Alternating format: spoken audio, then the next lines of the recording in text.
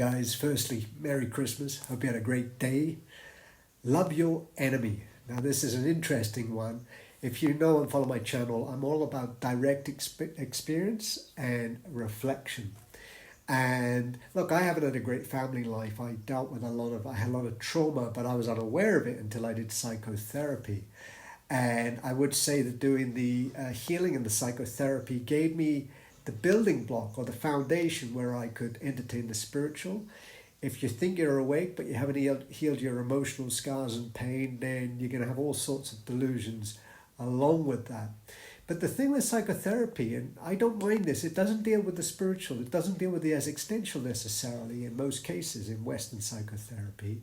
It deals with healing that pain. But I ran into a dilemma. I was in the honeymoon of having healed that pain, but essentially my family relationships were worse than ever. And what I began to realize was the name of the game of waking up is one who consistently protects their psychic energetic output.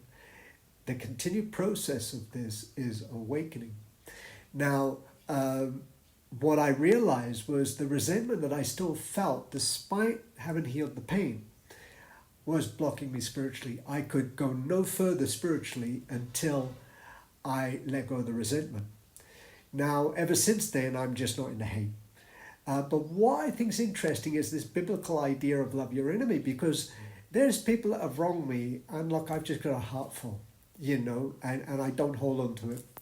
There's other people that consistently hurt when I'm around them, and I don't resent, but I protect myself and I keep my distance, and I'm very cautious that my psychic energy remains. But this idea of loving, I don't know if not resenting is a form of loving your enemy. I would say not hating could be a form of loving your enemy. And I think it's very tragic, because one thing I've noticed in the Christian world time and time again is on this scripture of love your enemy, I have seen individuals that continue to hang around and help and spend time around individuals that are to the core vampiric.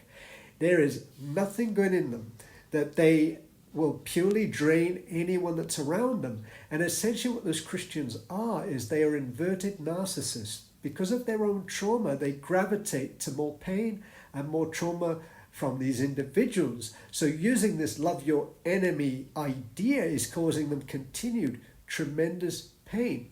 So I would say that maybe a form of love when it comes to these vampires is just not hating and keeping your distance.